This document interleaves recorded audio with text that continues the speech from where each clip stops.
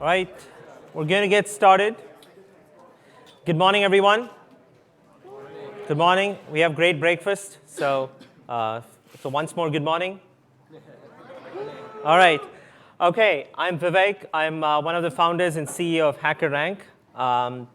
So this is our 7th edition of Maine.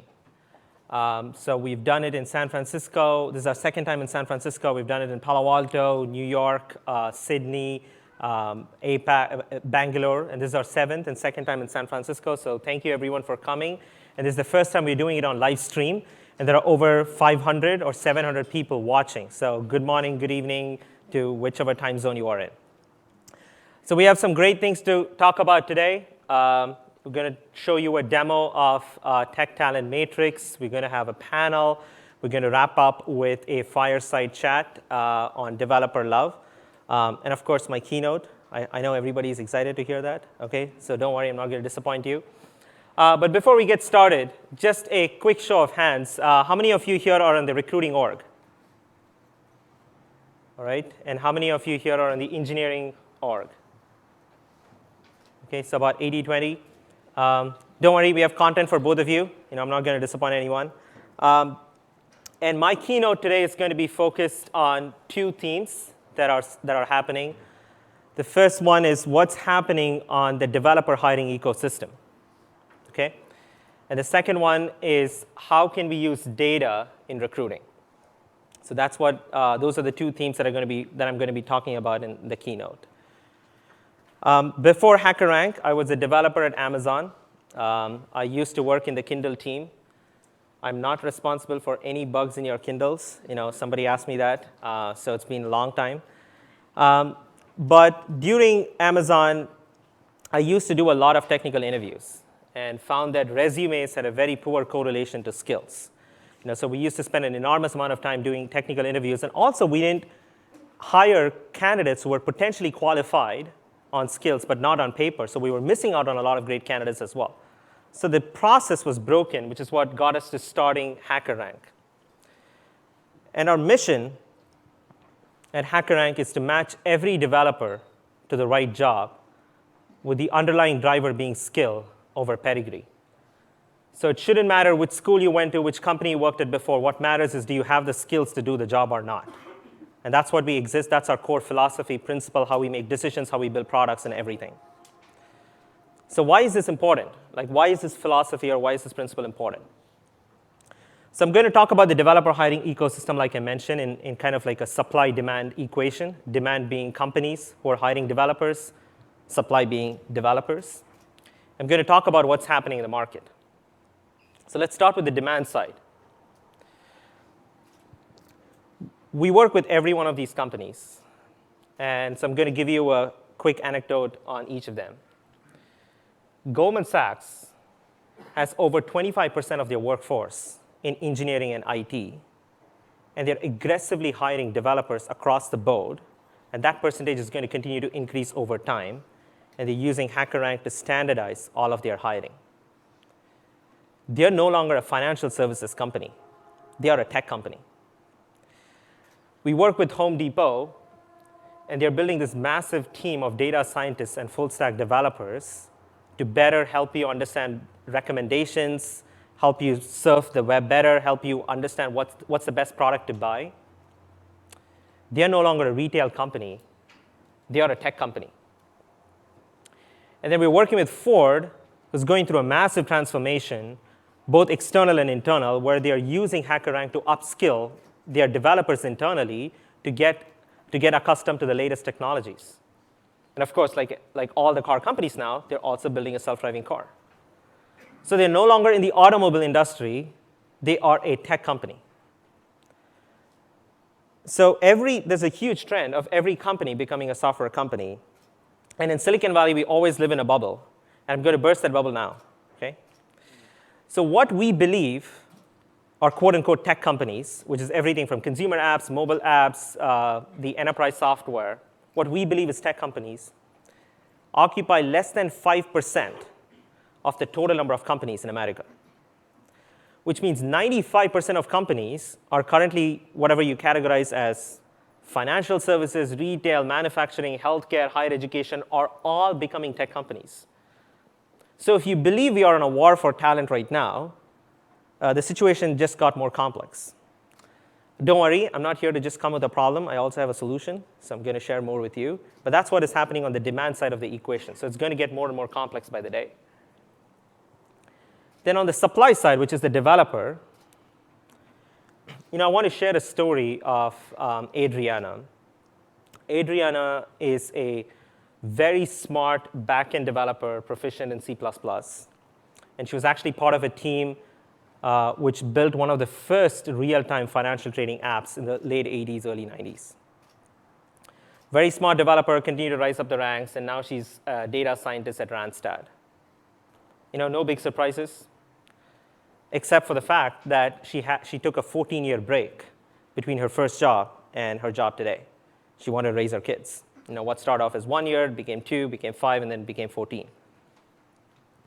And as a recruiting community, the first step of our process is always resume.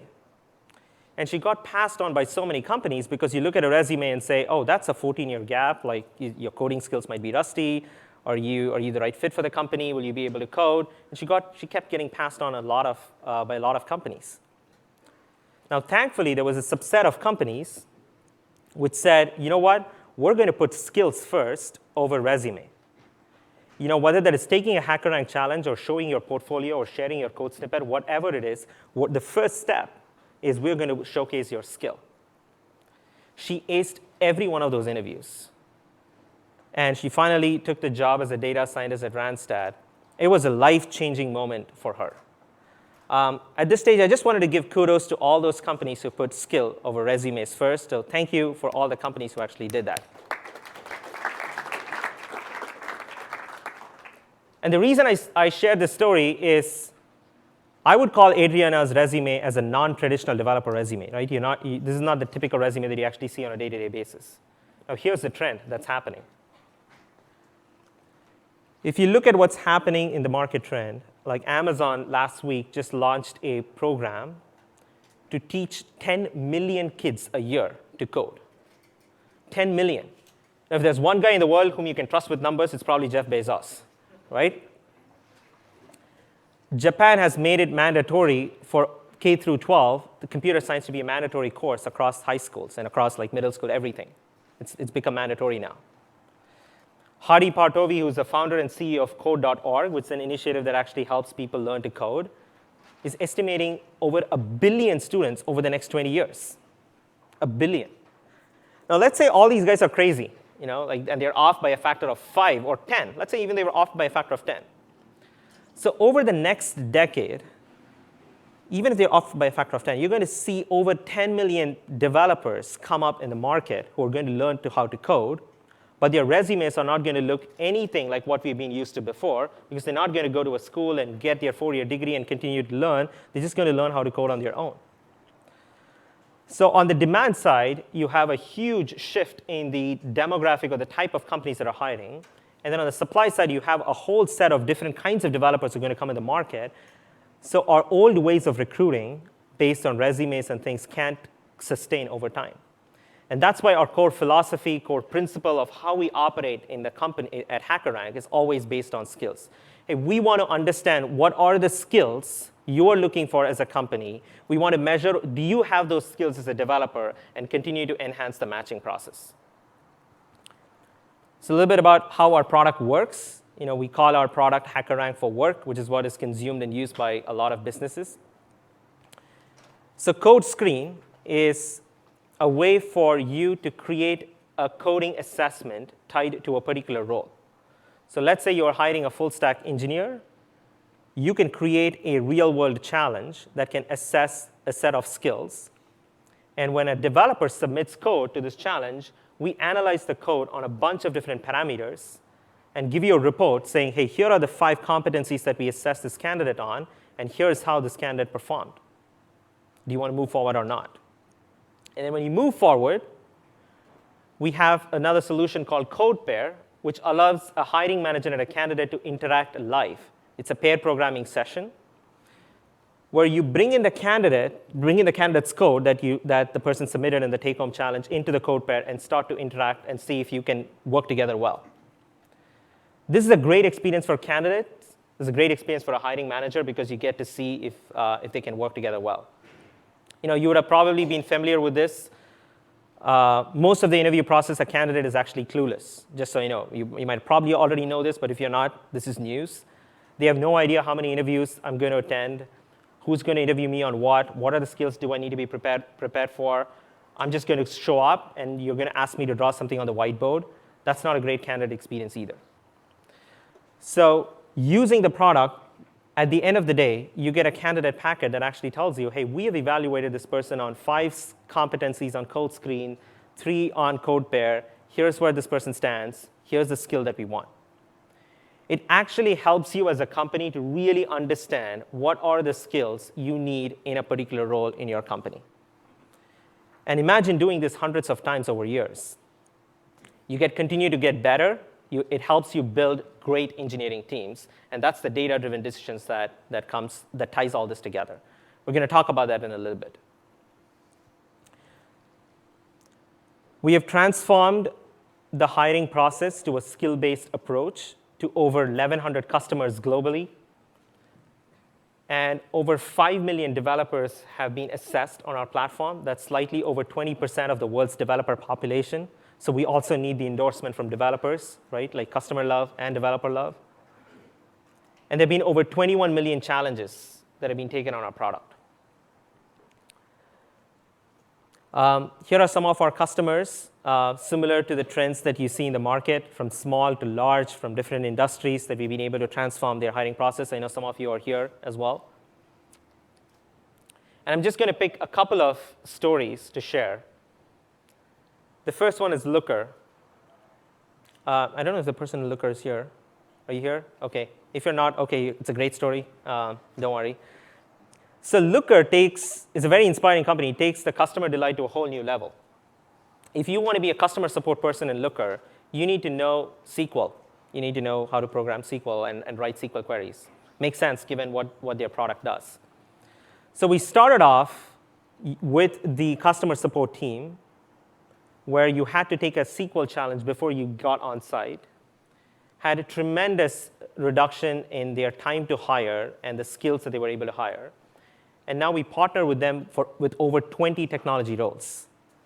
So on an average, they save 12 hours per week per hiring manager across all of these roles. That's like golden words to whatever engineers' ears, right? I mean, I can now. You finally hired me to do what you hired me for, which is to code, not to interview. And there was a very interesting quote from Lloyd, who's the CTO of Looker. He said, I'm finally getting to see the candidates that I want to see.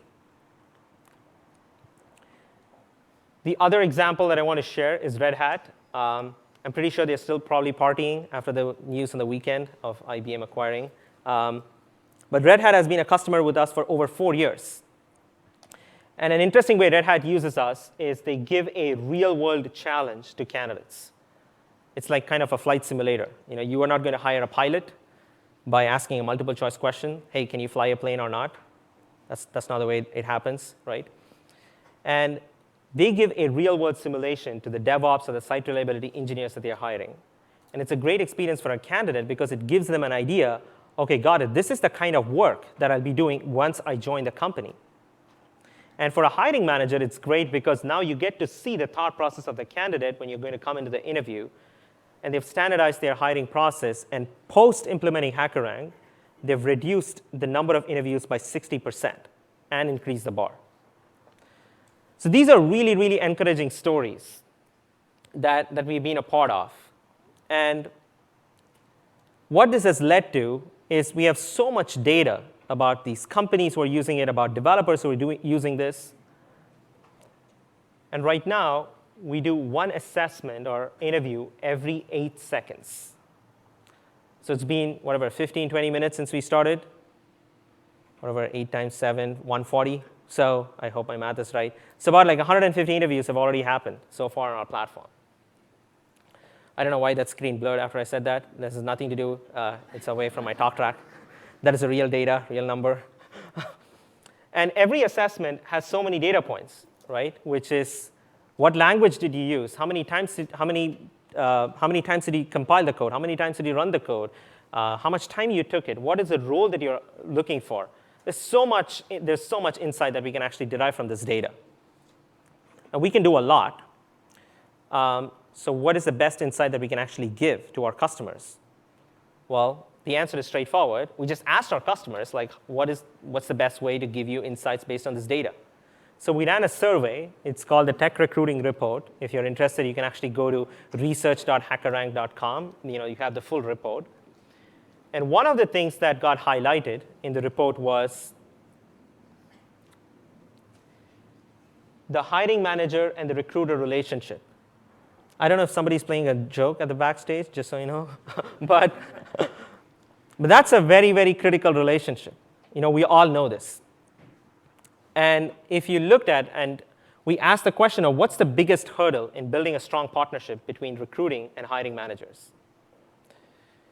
And it's very interesting to see that aligning on expectations and skills were pretty critical on both sides. Timely feedback, we've all been there.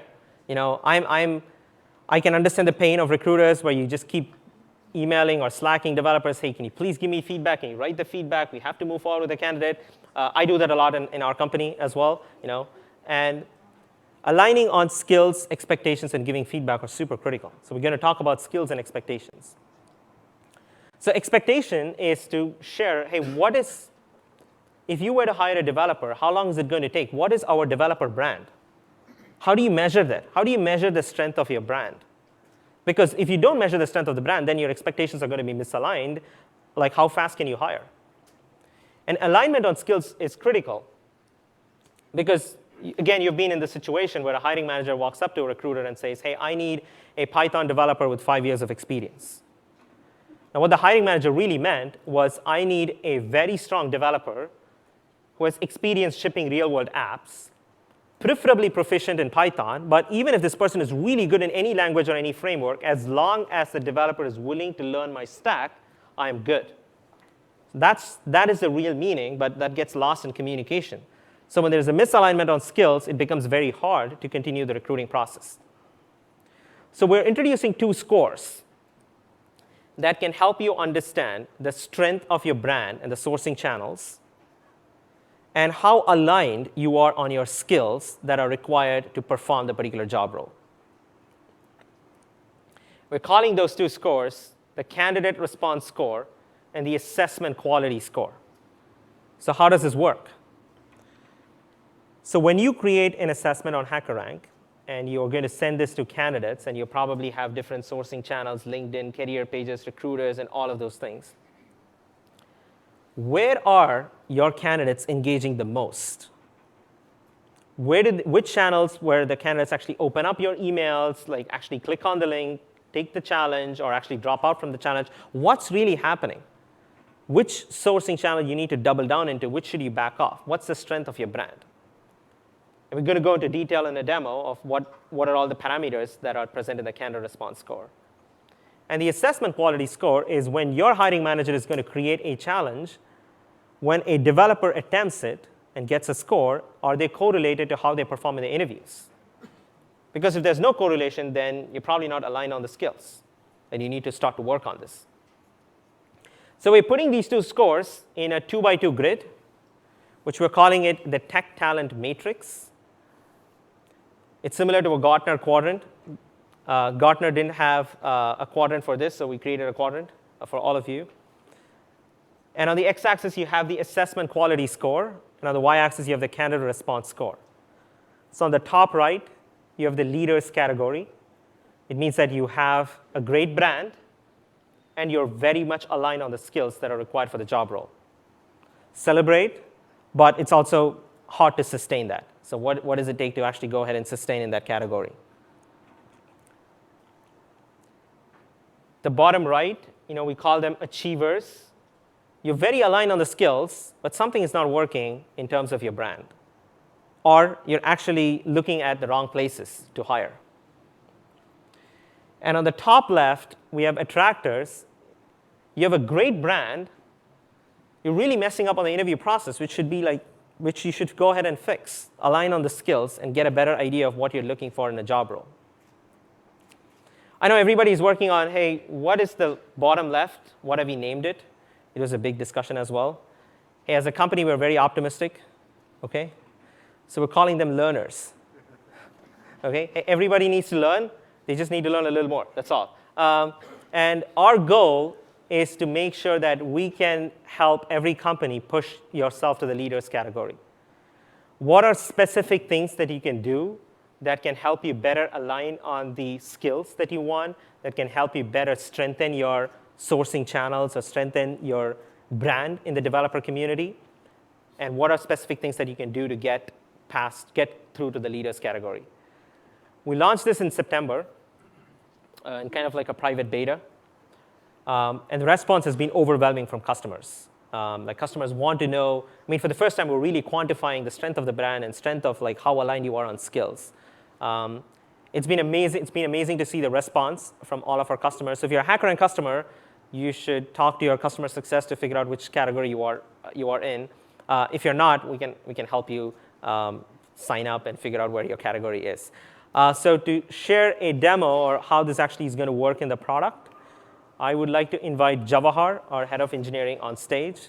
But before that, again, I just wanted to thank everyone for coming. And we have a lot of things to do today, a lot of things to share. So thank you, everyone, for coming. And welcome, Jawahar.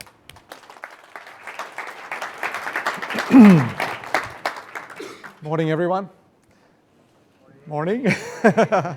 All right. OK. So my name is Jawahar Malhotra. I'm the SVP of Engineering at HackerRank. I'm going to share with you, I'm going to go deep into the product, so I'm just going to caution you. All the data stuff is in quite a lot of detail, but it should be a fun ride.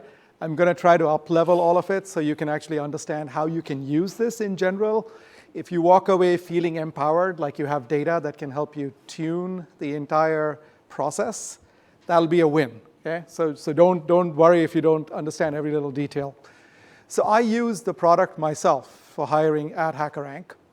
And when I start thinking about a new person, a new role I want to fill, I start thinking about what role am I trying to fill? How many years of experience do I want the person to have? And then I start this very delicate process of how much time should I give this test, right? And I say it's a delicate balance because you don't want, I care a lot about the candidate experience. I don't want candidates to walk away from the assessment feeling like, oh, this is really crappy, or it was really easy, right? Both are bad, right? They should feel like this was just right. And also for me, I want to feel like, OK, I'm getting the right people passing it, and I'm getting the people I don't want not passing it. So that is a continuous balancing act.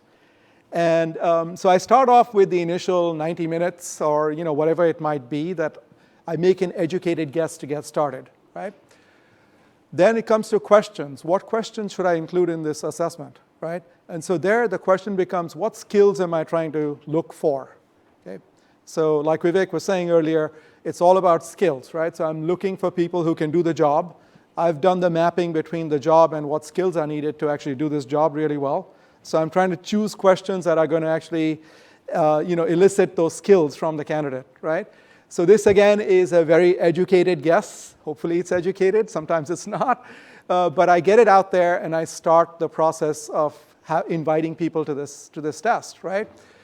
But I recognize completely, and I want to make you all aware, that that's not the end. This is just the beginning, right? You're not done, okay? You need to be constantly tuning the process and looking for, is it working? And just like in any other system, you want to get the feedback, and you want to go improve continuously. So in this case, continuous improvement is required. Okay? Until now, what we've had to do continuous improvement is very coarse metrics, right?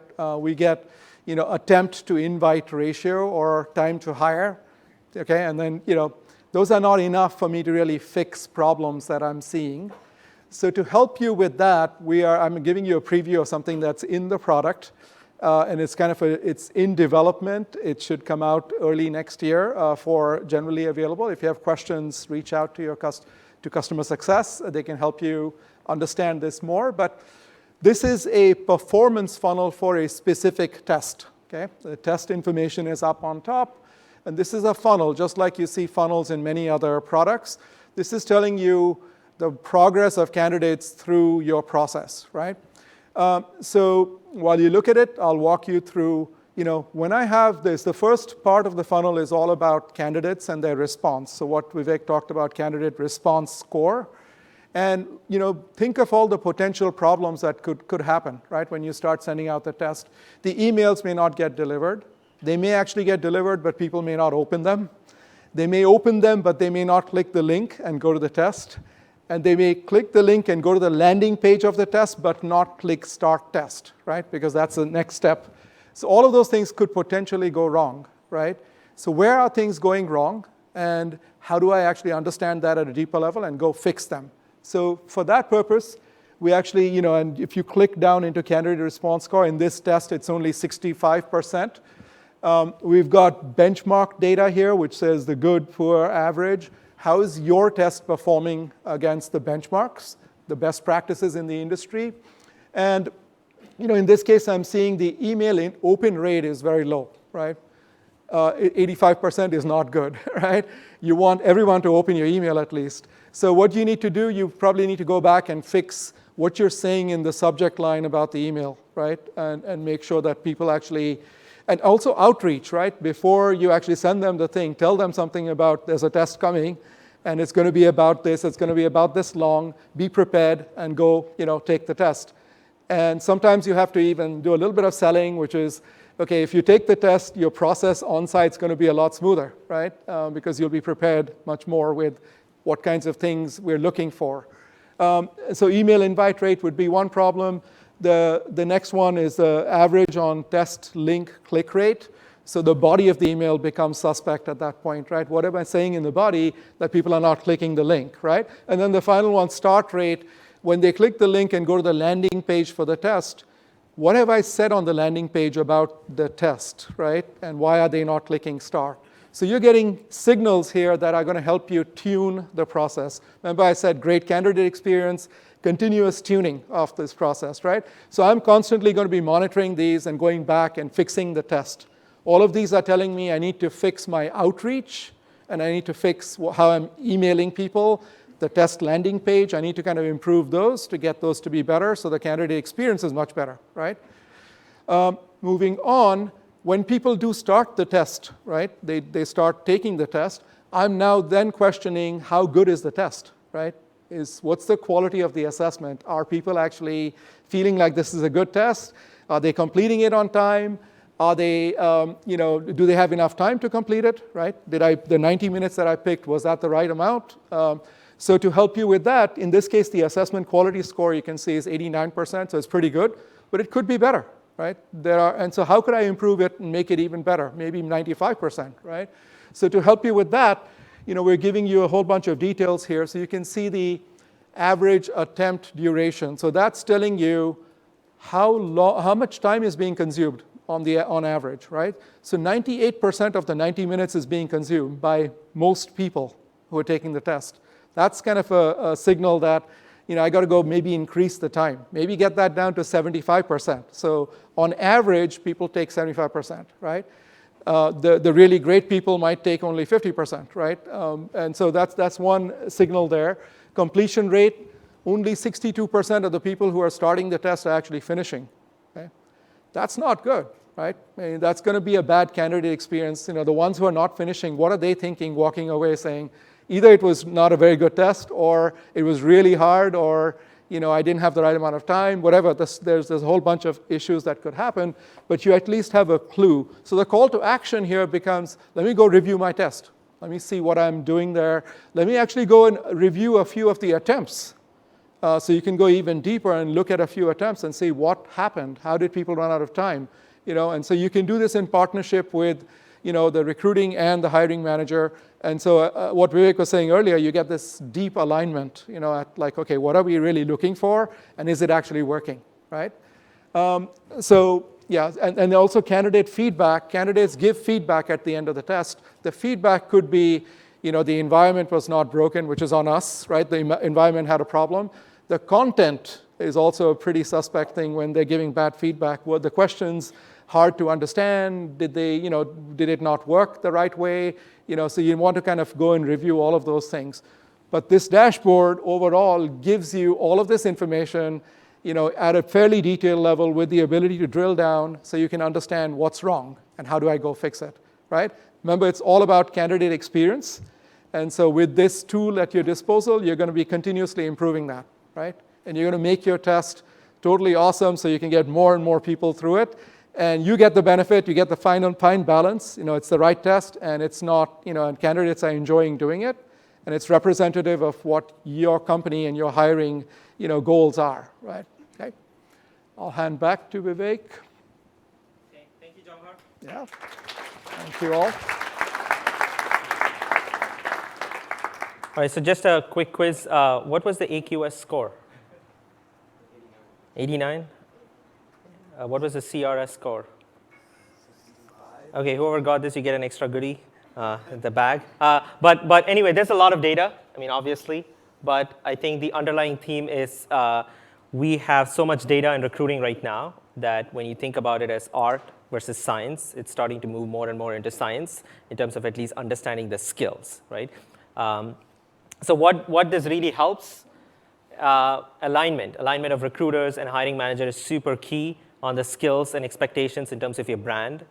It actually makes the candidate communication better. Like that's in terms of, it's been a myth, oh, is assessment good, is assessment bad, is it going to turn off candidates and so on.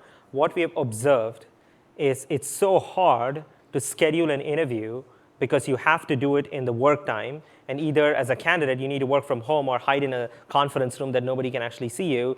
And it's very hard to find the hiring manager's time. And then you reschedule a bunch of times. It's just a lot of work versus here is a challenge, show me your code, and then we'll continue in the interview process. So it makes the candidate communication a whole lot better. And then when you start to do things like Red Hat, where you give a real-world challenge, I think Stripe does this a lot, Quora does this a lot, Red Hat does this a lot, where you actually tell them, hey, this is what you're going to work on inside the company. It elevates your tech talent brand to a much greater degree. So those are all the big key takeaways that we have observed with our customers when they start to use and deploy this across their hiring process. So that's what we have on the first session today. And for the next session, we're going to have a panel. We're going to have Gaurav, and who's our head of customer success. We're going to have him lead the panel.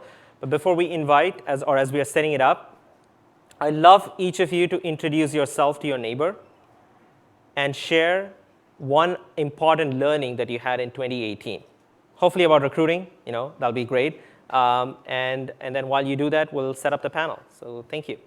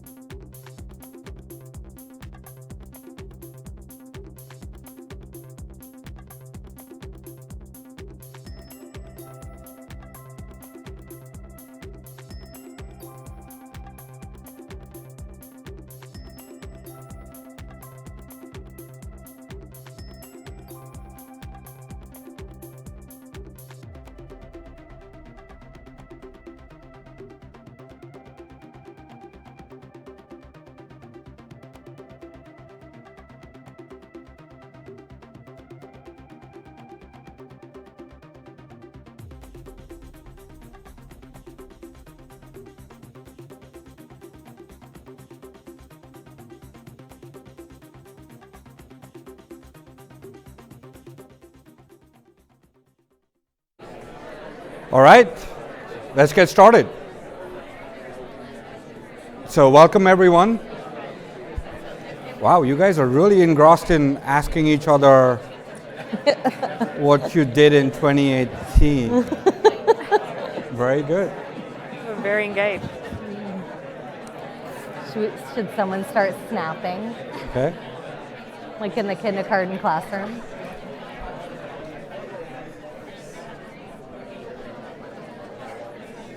All right, I'll try this again. Welcome, everyone, to the second HackerRank main in San Francisco. I'm going to do a special thanks to Vivek for setting you up for this question, which you're very deeply engaged in with each other. So that's good. I'll also pose a question, or I'll give you a task at the end of this panel. We'll see how engrossed you get with each other. So that's great. But we started this meetup in Jan in our office in Palo Alto. It was 30 of you with us. And in 1 year, we've gone to, as Vivek mentioned, 7 cities. We did New York, we've done Sydney, we did London, we did Bangalore, and we did San Francisco. And to now see 100 of you with us in the room and 500 of you on the live stream is just phenomenal. In 1 year, going from 30 to these numbers. So thank you very much for joining us today. And a special thank you to all of us on the expert panel. We'll do a quick round of introductions, but Jennifer, Angela, Maria, thank you so much for being with us. I'll do a quick round of introductions so you know who I am. I'm Gaurav Varma. I'm the VP of Customer Success. I used to have shorter hair, apparently, when we did the first panel, but I'm letting it grow out now. I put on a few pounds, but I'm management overhead to a really fantastic team. And that's the customer success team, the solution engineers, the support team. They're the ones that do all the magic with you every day. They're actually all here. They were not allowed to wear HackerRank t-shirts. So one of your tasks is go find one of your customer success team members who you worked with. You've probably been on the phone with them a lot, but they're here. They're all scattered amongst you. So let's go find who they are. So now you can put a name to a face if you haven't already. So that's my job. And I get the easy part of the panel I just get to ask tough questions or easy questions, depending on how you do it. The real wisdom and insight is going to come from the panel. So I'm going to ask each one of them to present themselves or talk about yourself and introduce yourself to everyone. So Jennifer? All right, I'll start. I'm Jennifer Shapley, I'm Senior Director of Talent Acquisition at LinkedIn. So I lead a group of recruiters, leaders, coordinators, et cetera, that are all working on attracting talent to LinkedIn. I am 3 years in the Bay Area, originally from Tennessee, so you'll probably be able to tell that as I talk, but really happy to be here. Great. Angela? Angela Miller, Director of Global Talent Ops at Pier Storage. I've been there for 4 years, had an exciting evolution of career there that I think I'll talk to you about shortly, but I manage a center of excellence for TA, so PMO, recruiting coordination team that spans the globe, as well as global strategic sourcing. Great. And our very own Maria. Hello, Maria Chung. I am the VP of People at HackerRank. I actually joined HackerRank exactly 1 month ago today, so it's my anniversary. And I am overseeing the people operations function, so building the infrastructure and programs and supporting the company's growth and, of course, our people. So very happy to be here. Awesome. So thank you. So there's one question I've asked everyone on the now 6th or 7th, so I'm going to ask you the same question. And it's a question we love asking. What's the fastest time to hire that you've ever had? Just tell us a story. In any role. I'll go first. I'm sure I'm missing the fastest time to hire because when I joined Pier and we were 400 people, we were far more agile in an unorganized way. And so I recall kind of 3-4 day turnarounds in those days. But in 2015, we actually hired a developer referral from Israel, and we were able to do phone interviews, bring him on site, and then close the deal within 30 days. And I think that was pretty impressive. He's still with us through multiple promotions, a great hire that we're really proud of. And through logistical challenges, that was pretty quick turnaround. So that's awesome. I think one of my own experiences, like with a quick time to fill, first of all, so I was like, I'm sure there are faster time to fills. Yes. I don't know that always the fastest has meant the best hire necessarily. But as I was thinking about this, one of my own, so like, I don't know, probably 10 years ago, I got a call from a former leader who I had kept kind of in contact with over the years, hadn't worked for a long time. And she called me up and said, hey, I think I have an opportunity. I know we've been discussing kind of different things. I think I have something now. And at the moment, I was like, well, I actually am about to commit to something else. So I was like, if we can get through interviews and kind of agree on what the role is, and you can have me an offer in 2 weeks, then I think I could make it happen. So I felt like I was like throwing the gauntlet of like, we have 2 weeks. And in 2 weeks, I'd gone out, I'd flown across the country, I'd interviewed with like probably 5 or 6 people, and by the time I got home, I had an offer. And I think that's still probably one of the most efficient hiring experiences I can think of. Awesome. So I think in terms of my story, it was actually 3 days from the time that we actually opened the rec, posted it. And we were in a bit of a crunch to actually get this position filled. And like behold, we actually had a really, really great, strong candidate that we brought in for a phone screen, loved him, and we moved very quickly because he actually had 2 other offers pending. So time was certainly a bit of a concern for us, and so we got the person in for a phone screen in the morning. We scheduled for him to come on site the next day, and by the time he actually was finished with the interview, we actually had an offer in hand and presented to him, and he actually took it. So that was probably the fastest, and absolutely right. Sometimes the fast agility it may not be the right source of hire, but he's actually still at the company. So that was one of the big successes, but yeah, that's a good story. That's awesome. That's the metric, right? Are they still with the company? So to give you a sense of, in all the panels that we've done, and we've asked this question as a starter, we've had weeks, days, and then one of the panelists said hours. And this was one question that they got after the panel is that person still here? And that was, everyone wanted to know, is that person still here? Like, that's super fast, right? Like, literally you started and the same day you were able to gen an offer, get them to accept, great, but were they the right hire? So I think the metric more is more than time. I don't remember. I think they still were. But they didn't ask me that question. Okay. They just crowded that individual and said, hold on a minute, we got a question for you. But you're right, the metric is more, yes, we need the efficiency, yes, we need the agility, but did we make the right hire, right? That's what it comes down to eventually. Cool. So let's get started. The first sort of question, the burning question, so there's 3 or 4 burning questions we're going to cover today is, each of you have been scaling teams at this breakneck speed, right? Jennifer, you at Express Scripts, and I was super impressed that I knew that it was. I know when you say, like, how do you know what Express Scripts is? If you're not in HR or you're not in pharmacy, like, it's not a household name, right? But if you're in any of those 2 businesses, you know what Express Scripts is, right? It's the largest one. And then from there versus LinkedIn, so you have a very unique, like, hey, a company not in the Bay Area trying to hire engineers, and you scale that from 10 to 30,000. Your experience there of what does it take to scale a team, especially in tech, and it's a unique skill set and a unique sort of cohort of individuals that you need. Angela, you've scaled for 4 years. Pure Storage has been on this massive tear. And then Maria, you come from a company before us, which is very unique in terms of the dynamics. So I'd love to hear from each of you is how do you go through this whole process, right? What's the journey and the uniqueness of having to hire developers versus other roles, right? Whether it's sales, customer success, front office, back office, all of those different functions. Tech recruiting definitely has its own nuances. And what did you learn from it? Or what would you share with everyone? So, sure, I can start. Yeah, so for a little context, I mentioned I'm with LinkedIn. I've been here, I'll here 3 years with LinkedIn. Prior to that, I led global talent acquisition at Express Scripts for about 7.5 years. And during that time, so when I had started there, I think we were about 10,000 employees. So we were large, but we went through rapid growth. We were well over 30 when I left. And so, like, you know, the quintessential, like, building the plane while you're flying it. It was a very large organization, and then at the same time, you're going through rapid growth. And then I made the switch, so probably not the normal switch. I don't think the average move for somebody in the Bay Area is to come from, like, a healthcare company in the Midwest. But I've found it to be, like, a pretty natural change. Like, it's different in being in the tech industry now, but the challenges that an organization goes through when you're trying to, like, do rapid scale and you're trying to build infrastructure at the same time bringing in people, like that for me at least really translated. So as I think about it, like in those years, Express Scripts when we were scaling, it was a combination of, one, I think, like, calm under pressure, like, just, you know, how do you keep a cool head, and while, like, stress is rising, also try to, like, just take a deep breath and take things a little bit at a time.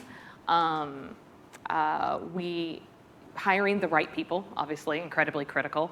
Like one person doesn't scale a team at that size, and so it's making sure you've got, like on your recruiting team, the right leaders and the right structure in place, and you're communicating clearly on what the goal is. I think where it's hard when you think about scale, it's if everybody doesn't understand what you're trying to do, then everybody's just going and doing their own thing. So like communication from the beginning on here's what we're trying to achieve, here's what the end looks like, now help me figure out how we get there, helps ensure people keep moving in the right direction. As far as different types of talent, so a lot of this comes back to like good workforce planning and understanding from the beginning, like what are the skills that we're going to need, how are we going to, where do we need them, et cetera, and understanding kind of what is important to those different populations. So what's important with developers and it's going to be more like, what are the challenges that we're trying to solve? So like, how are you framing that? How are you helping, your candidates understand like the interesting challenges and the impact that they're going to have? And then for all those other groups, the same thing, like understanding again, like what's important to the candidate and how you craft your message for that and making sure your recruiters are aligned against that as well. And then we were just sitting here talking about our fast, our quick hire stories, making sure that like the process is efficient. And so you're leveraging, whether it be, for developers, tools like HackerRank, how can you scale quicker if you're using technology to help you with assessments? Where do humans need to be involved in the process? Where does technology make the process more efficient? Really understanding that, I think, is critical to being able to scale quickly. Awesome. Thank you for the HackerRank plug. I promise you I didn't ask Jennifer to do that. Angela? I always say that being at Pier for 4 years, taking it from 400 to almost 3,000 today feels like I've worked at 3 different companies. Which is fantastic for someone who thrives in an environment of change. And nowadays you can't be in tech if you don't like change. So there's a lot of interesting problems to solve, and solving those problems at 500 people looks a lot different than solving those problems at 1,500. So a growth mindset has been incredibly important. Rallying around a central vision of what we're trying to do is also really important so that you don't create silos in your talent acquisition organization where go-to-market team may be completely disconnected from your engineering talent acquisition strategy. So building infrastructure and framework where talent acquisition can do their jobs in the fastest way possible, connecting the best talent in the right ways at the right timing is important. Organizational design is important because when you're growing rapidly, your business is changing. So it's important to really stay plugged in to the changes in the business and the changes in the corporate strategies so that you're aligned in the best way to support those changes. Jennifer mentioned like telling the story, being able, to arm your talent acquisition folks with a value proposition that can really move talent and attract talent. That's a moving target when you're moving so quickly. So keeping your org plugged into executive staff and what we're blogging about on the technical front. And our value proposition 2 years ago looked very different from where it is today. And I'm sure that's the same for any rapidly growing company. And the talent, therefore, that you're trying to target to take your business to the next level, the next roadmap step, changes and it evolves. So it's important to keep talent acquisition connected to that story as it's evolving. And also creating a culture of recruitment within the organization has really helped. Making sure that every single person, whether they're in marketing or an engineering leader or facilities person, understands that we are growing and we need to be turning our brand inside out for the world to see. We don't want to be the best kept secret in the valley, right? So everybody plays a part in recruiting and bringing those individuals outside of TA into the fold has really helped as we can continue to grow at scale. Gosh, but it's been a wild ride. So I can attest to all of this that you talked about. I used to be at EMC some years ago, and that was Pure Storage. When it announced itself, came out of stealth, started scaling, it was like, okay, hang on a minute. I'm trying to hire engineers to come work at EMC in Pleasanton, and I'm competing against Pure Storage. You're hiring in Mountain View. The message was point on.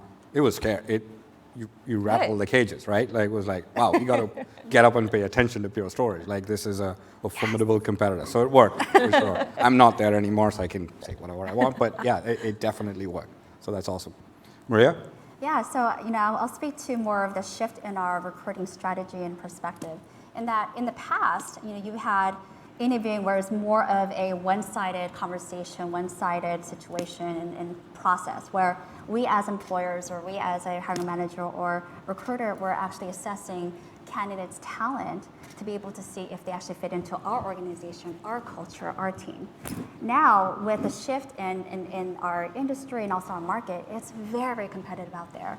And if we're all competing for top talent, we actually have to understand and embrace the fact that they're actually interviewing us. And we have to be prepared just as much as how we expect our candidates to be prepared in their interviews. And so it was a very different shift in that, and the learning from me as I was growing the organization, and especially on the developer side, is that the conversations we're having during interview process was not just mainly about technical skill sets and background and experience.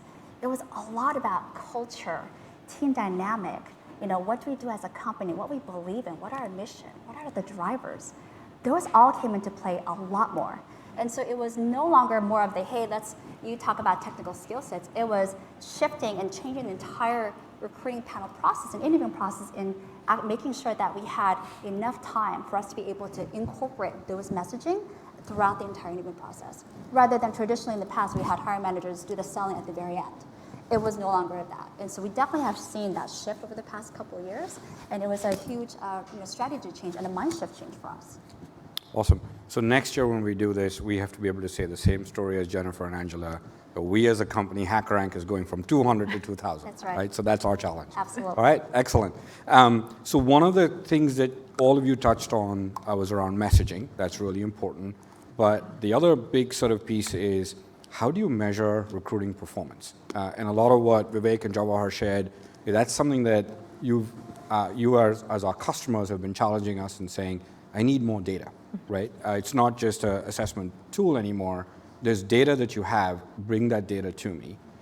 You've got so many different systems in your ecosystem around recruiting, right? You've got sourcing tools, you've got your ATS, you've got the world's best assessment tool, HackerRank, right? So I get to say that. And now CRM is sort of the next sort of tool set that's starting to come in as you're looking at prospecting, et cetera. There's a lot of data that these systems are or are not generating for you, right? So if you had a magic wand and was to say, here's the perfect dashboard, Gaurav, go create it for me, what would that be? What would give you those insights that you're looking for around how is my recruiting process? How are we performing? I can start. Yeah. I think it's a complex answer because I think it depends on the stage your company's at. There are times where time to fill is really important. If you're taking 6 months to fill positions on average, and your recruiters are dying under their rec load because things aren't closing and more are coming, then that's really what you need to focus on, and you probably need to look in the funnel and see at what stages are you having issues. I think as organizations mature, often time to fill is not your most important metric because you've probably got it at a stabilized place. And then you're really dissecting kind of more intricate pieces of the process. So I think that perfect dashboard probably varies based on your organization, your stage of growth, and what it is that you need. Some key things that we track at LinkedIn. So we look at hiring velocity. So we measure time to fill, and it is, I would call it more of a temperature check. It's certainly something of we start seeing issues, we need to address that, but it's probably more of a temperature check. But we do look at just overall hiring velocity and time in process.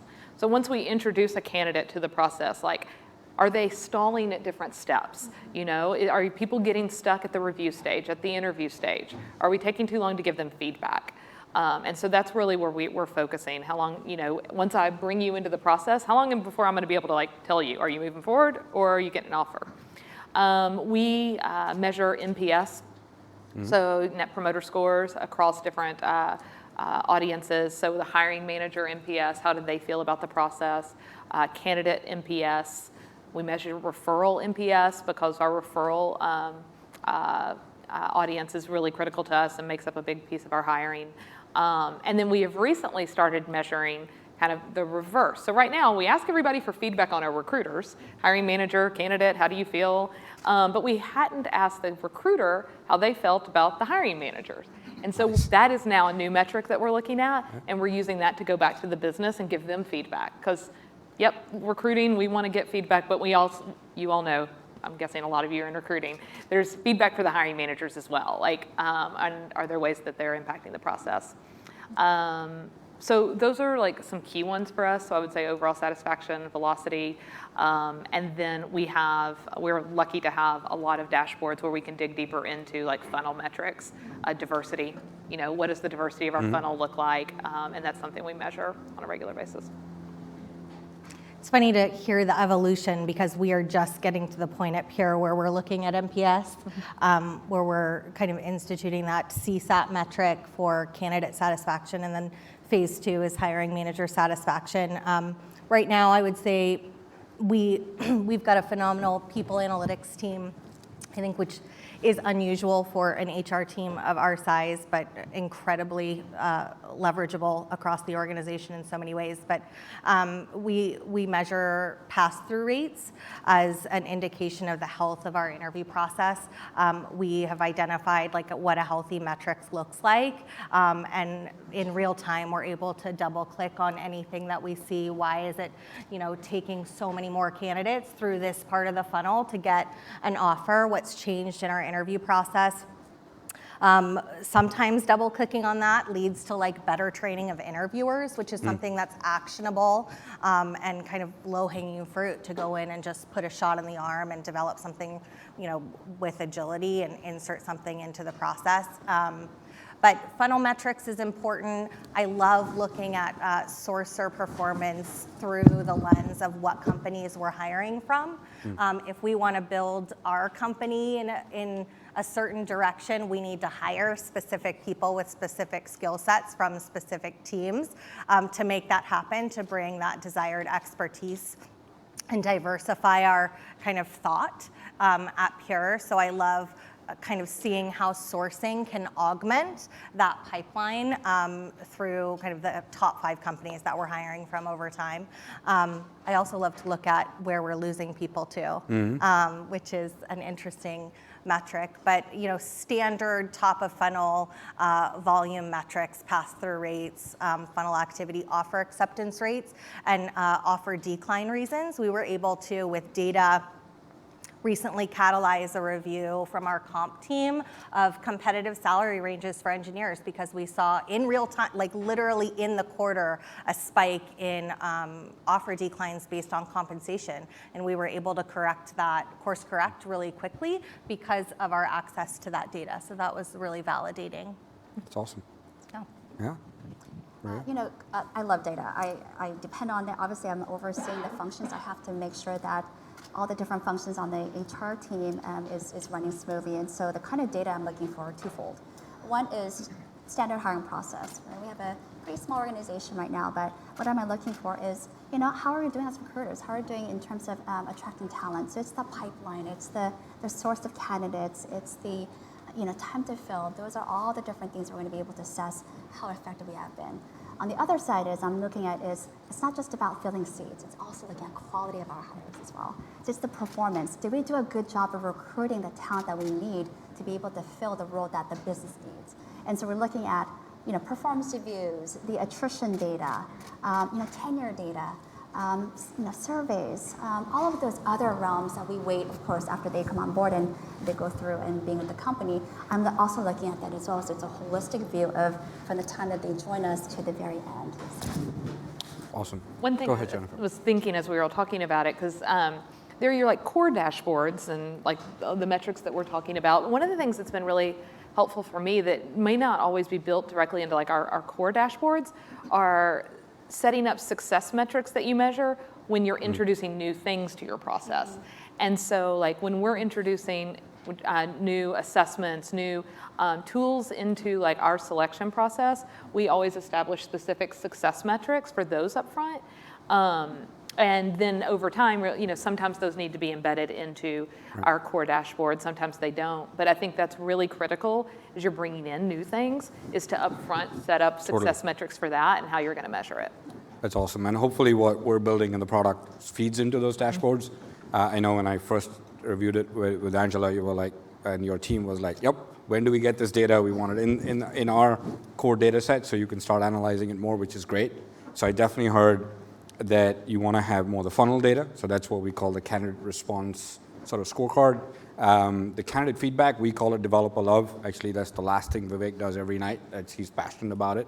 And we get our string of emails from him every night and saying, hey, where's developer love going? And this is every candidate is given a sort of a 5-star rating, like an NPS, at the end of the assessment.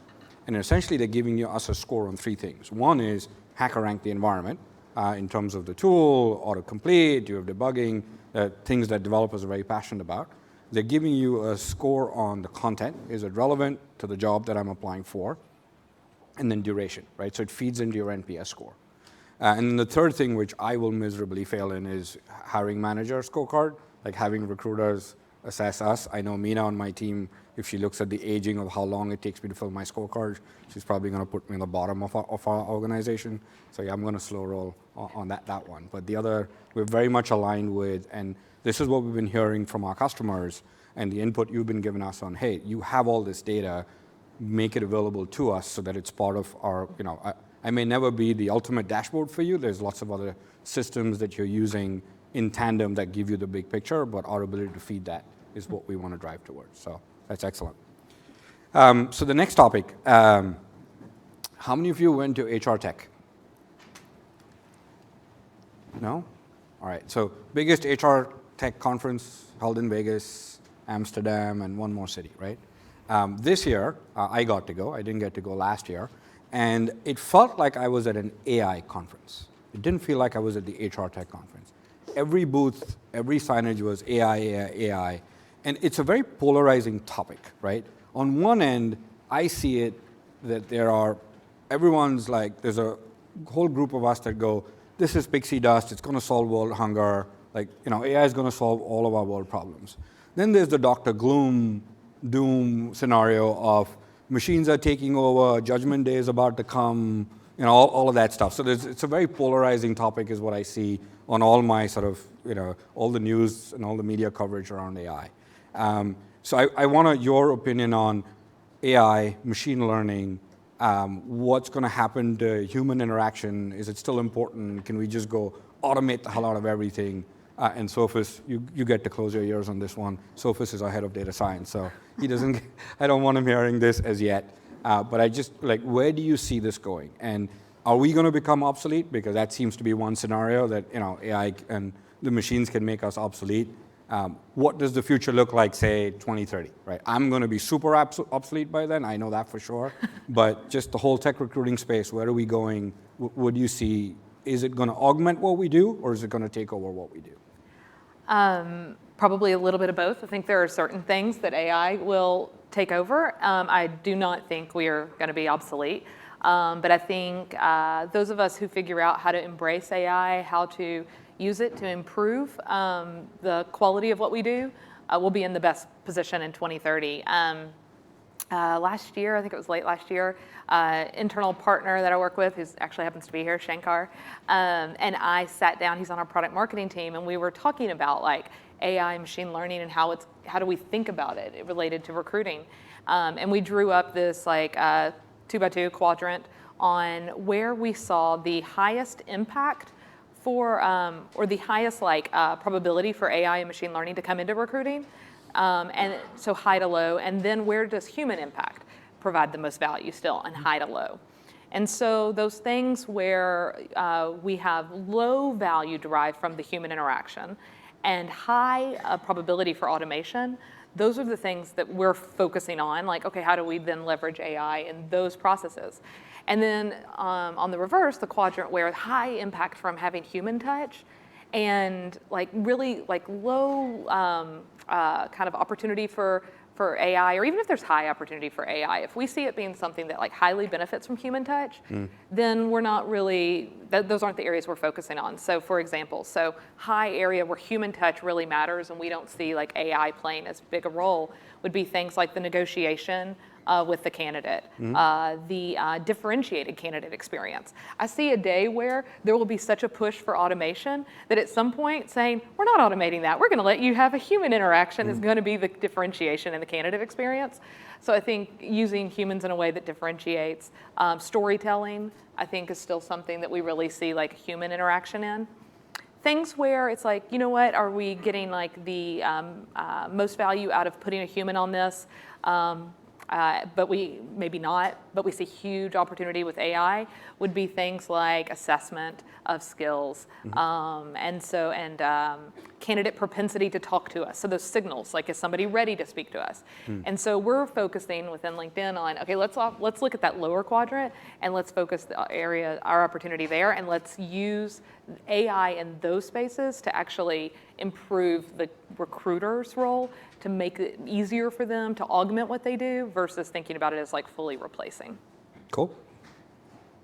Angela? Yeah, so I don't believe that AI is replacing sourcing. I agree wholeheartedly with many of the things probably everything that Jennifer just said, but I believe that it is up-leveling the sourcing function in a company.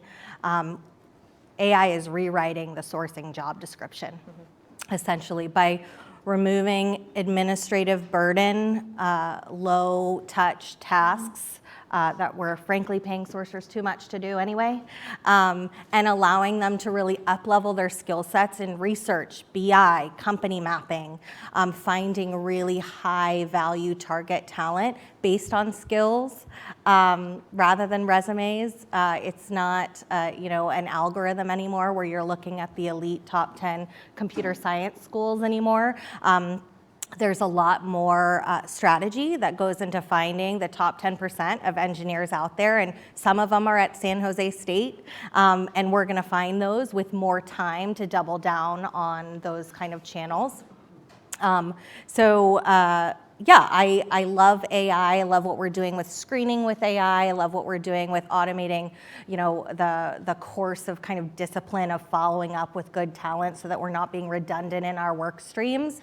But human interaction will always be a major player. We've done some research lately on kind of understanding the consumers who are our target talent markets and generational studies, and newer generations are super skeptical about selling or marketing, and they want to hear authentic stories about what it's actually like to work somewhere.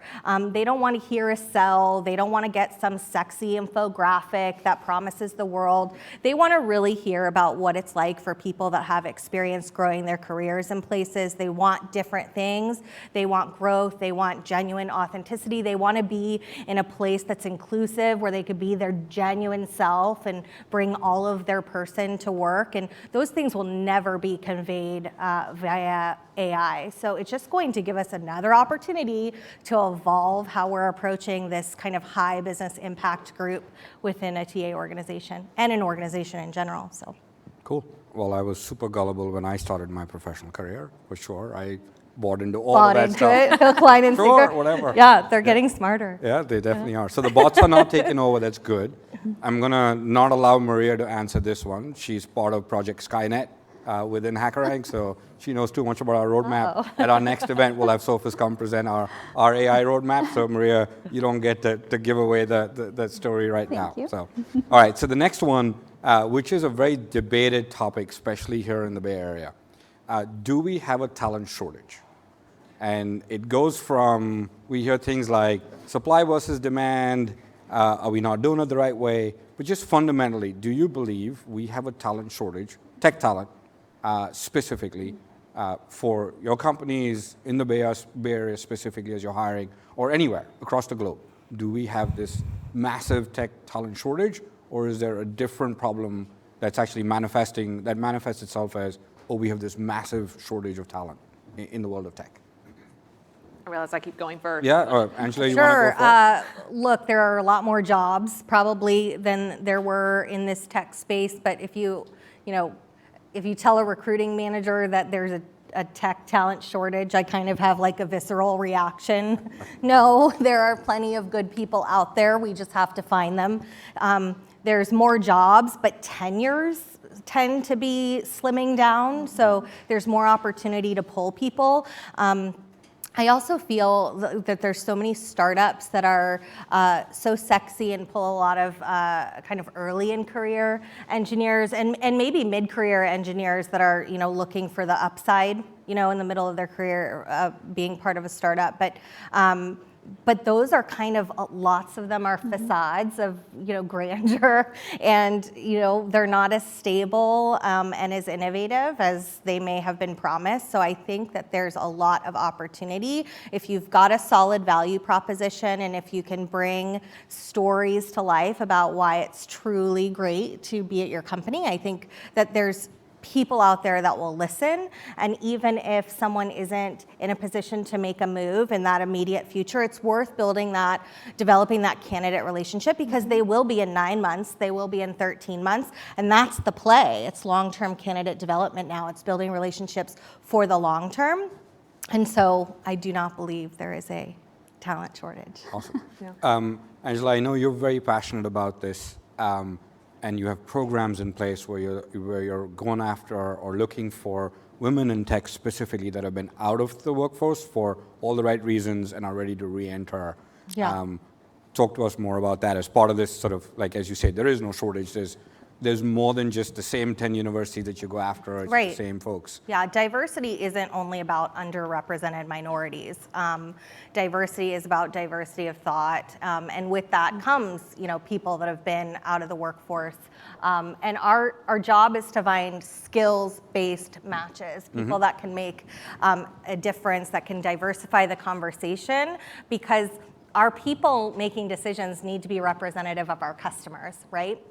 And I'm particularly passionate about women who've taken a break from work. Our CHRO, JJ, took a break in work to raise her son, which I think is admirable, and now she's, you know, executive at a fast-growing company. She came from LinkedIn.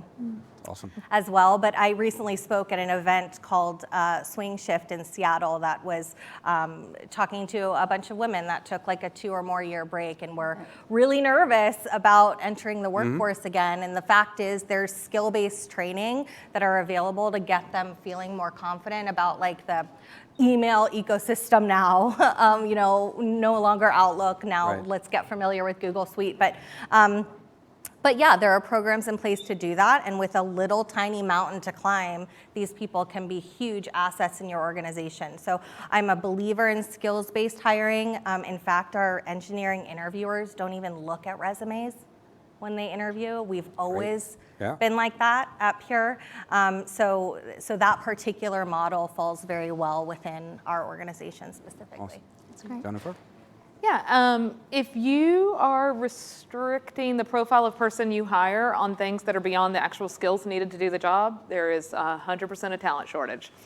If there are you're looking at the school they went to, the companies they've worked for, the people that they know, if they're in your network, there is a shortage, because there are only so many people that fit those things. Yeah. If you are open to people who have the skills and potential to do the job, I don't believe there's a shortage. There are talented people all across the Bay. There are talented people across the US, across the world. And if you're open to finding them and giving them new experiences, I believe the talent's out there. Like, we see that there are hidden gems. There are cities, you know, in the US, across the globe, where there is a high concentration of talent and lower demand. So you just got to be creative about where you go and what it is you're looking for. So I think it all is in the mindset of the person, you know, that's doing the hiring. If you're open to the people that have the skills but may not have followed the traditional path, I don't think we're dealing with a shortage. Awesome. Maria, your thoughts on this? Yeah, I think a little bit of both. I think supply and demand is based, and it varies by role, by skill set, and sometimes geo, right? So it sort of depends on that. But as what Jennifer and Angela said, is we are not very, we need to be more open-minded around how we hire a talent, right? It's not those very, very minute skill sets that we're looking for. Is are they, or do they have the potential and the capability to be able to learn some of these skill sets with the right mentorship and with the right environment? Those are the things that we are not, we're not doing as much, and so we need to really pick up that process and be able to see that. That's awesome. So this is, just to give you a quick tidbit on this. When we asked this question the first time in San Francisco, we got the same answer. Hey, no talent shortage. Same in Palo Alto. When we took this on the road, we went to New York, the answer was categorically, hell yes, we have a talent shortage. Then we asked this question in London, which was London, Amsterdam. It was sort of mixed, yes and no, supply, demand.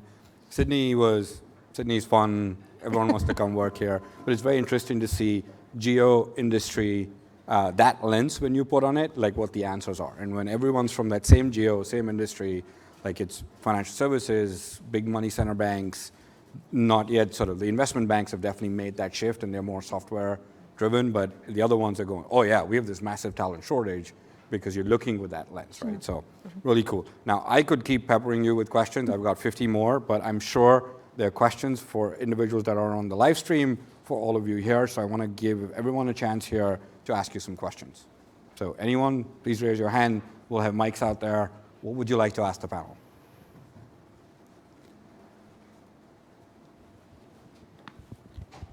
I'd love to hear about strategies to improve diversity. Great. That was one of my other questions. Yeah. So yeah. I wanted to ask a question about improving diversity. Yeah, so at Pure, this is an ongoing priority and discussion. By and large, we agree as a leadership team that diversity shouldn't be one program, isolated in one department. It should be threaded throughout everything that we do.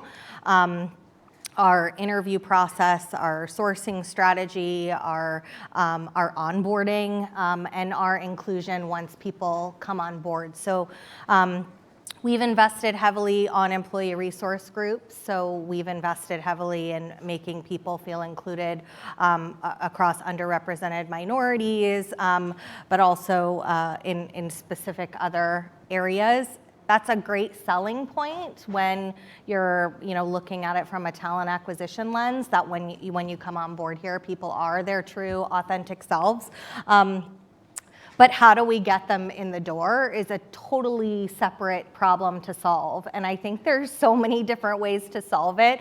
We haven't figured it out at Pure. We're working diligently to do it. I think we're doing a lot of proof of concepts. We're thinking of a lot of different pilots, short sprints to see if we can move the dial. To take a big problem and split it into little more solvable problems is our approach. So we're taking it as a pilot by pilot, a team by team. Diversity in hardware engineering, for example, looks a lot different than diversity in our operations and marketing teams. So every strategy needs to be different. We're incredibly devoted to it and sensitive to it. But diversity of thought is kind of the way we're looking at it. For sure. Yeah, the group think, right? That comes Yeah, in. yeah, absolutely. We don't want to build a company that looks and talks and acts just like us. We want to, diversity will build a better company, and we're all committed from the top down. Yeah, so no surprise, I think, that this is a complex problem. It's something like I think about a ton. We think about a lot within LinkedIn. I think the natural reaction when it's like, oh, we need more diversity is we'll just go hire more. Right. And there's so much more to it. And I think if you don't take the time to really understand why does your organization look the way it does? What is the experience that your diverse employees have at your organization? All of the hiring strategies in the world won't necessarily make a difference. So a few things that I think are important. One, understanding, like I said, the experience that employees are having. When diversity hiring starts to feel like an HR metric, like I think you're coming at it the wrong way. Mm-hmm. We're really lucky internally that it's important to our leaders, and I think it's like not just on their minds, it's on their hearts. And that's how I think about it. Like, how do you engage people's like hearts and minds when it comes to diversity recruiting? And so For me, like what that means as I think about it is the people that I see that are the most passionate about it are people who've like sat down and talked to somebody who had an experience different than theirs, and then they really understood it. Not the people that were told, well, this is a metric that we're trying to hit. So I think if you can create those experiences for your hiring managers, like have your managers speak to people that are different than them. Have them sit down and talk to somebody. Don't let it be this top-down metric you're trying to achieve. That's when I think you really start to see velocity on it. And so it's paying attention to what's going on in your organization, understanding how you got the way you are. Is it because of your hiring processes? Are your processes set to hire more of the same people? Well, look at that and make some changes to it. And then at the same time, while you're doing that, also I think getting your recruiters aligned around it. One of the things that we're doing right now with our recruiters is having monthly sessions with them, and it's a two-way. We're sharing more about like what they can do to be thinking about differently about diversity, some strategies that they can use, and we also use it as a session like, give us your feedback. Like, I want to hear openly, like, why is this a challenge? Like, what are you struggling with? What do you have questions about, related to our strategy? Because they're on the front lines. And so I think having that communication, like where it goes both ways with your recruiters versus just this is the metric and what you will do. And this is an evolution for us. We're not perfect on it, but I think approaching it that way is going to help. That's awesome. For folks on the live stream, we are taking questions. So I pulled my phone out. I'm going to get a text. Is how we've got this figured out. So if there are questions that you have, please fire them away. Someone else. Next question.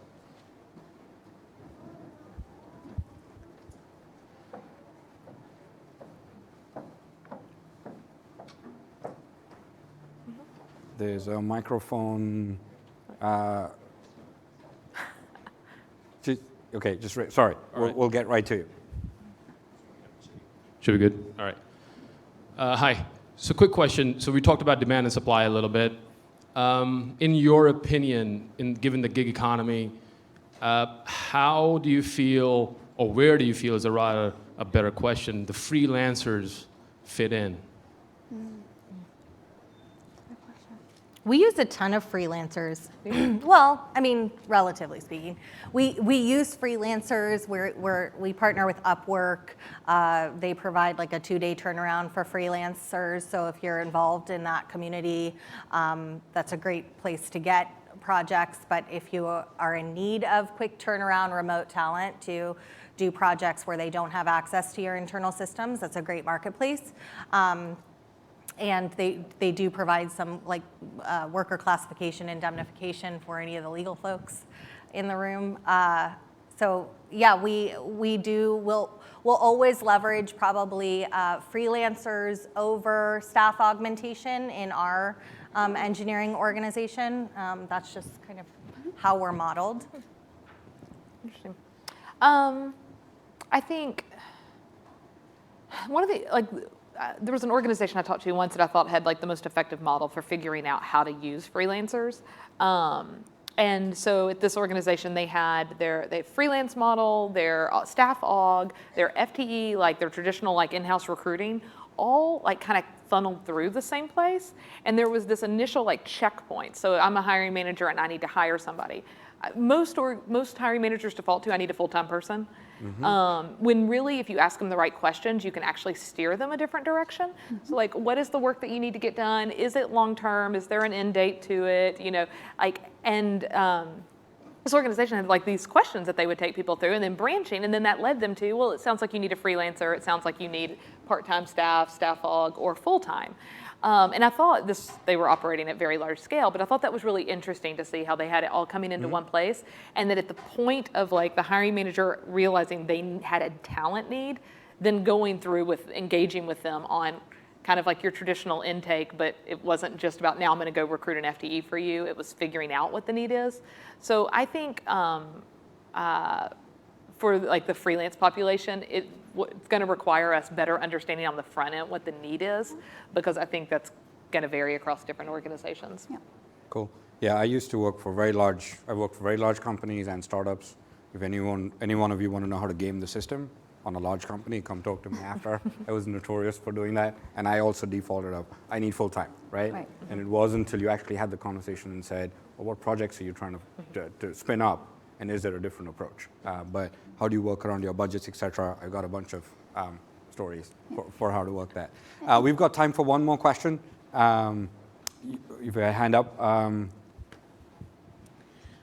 So Jennifer, you mentioned a little bit about defining success metrics, and I think that's a really interesting topic because at least I've seen coming from more the startup world, it's very difficult to benchmark, especially when you're a young company and you don't necessarily compare yourself to the kind of big four companies. So what's your process there, and also from the rest of you guys with different sizes?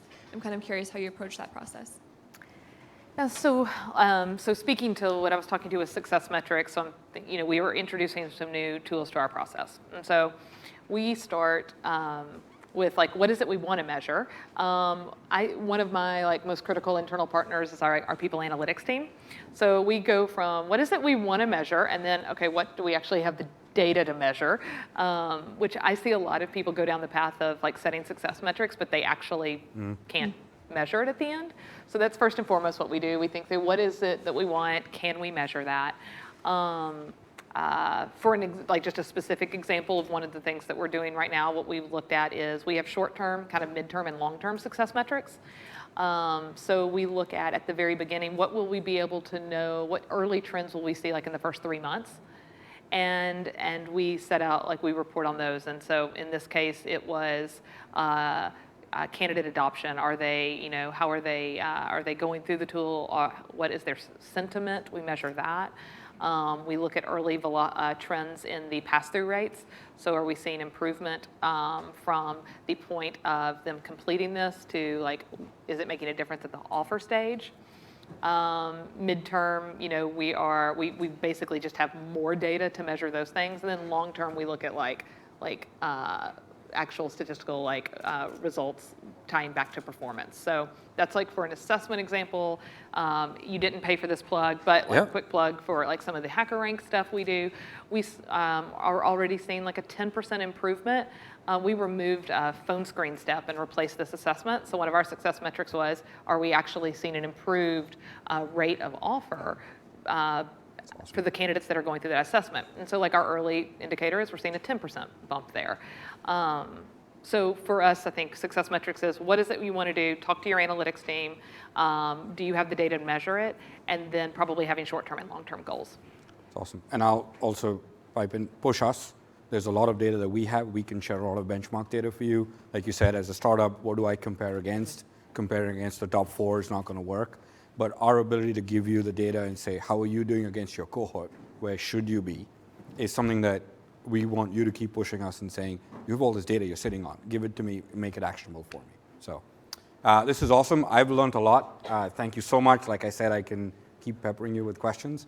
But everyone, we're available after. So we're going to have a fireside chat next. Super excited to have Vivek come back and Michael from Stripe. But we're going to be here. Ask us as many questions. For those of you that raised your hand, sorry we couldn't get to you, but we'll be available after the next fireside chat while we do lunch and some networking. And thank you so much for joining us and to the panel. Amazing. I'm going to be in your office every month asking you more questions. So thank you. Thank you. Yeah. So you did an amazing exercise that Vivek asked you to do, and I had to stop you. So we're going to give you another one till we set up. You talked about 2018. So the next question to ask the person sitting next to you is, what is your 2019 strategy, or what plans do you have for 2019 for tech hiring? So go for it.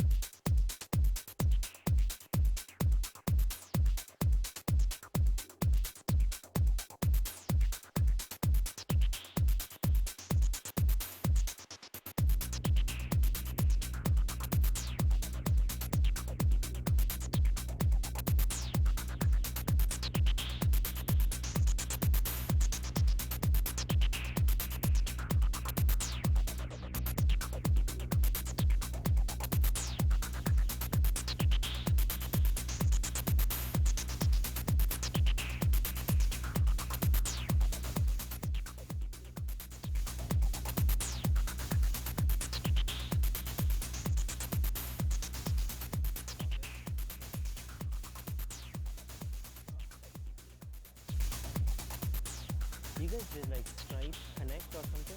But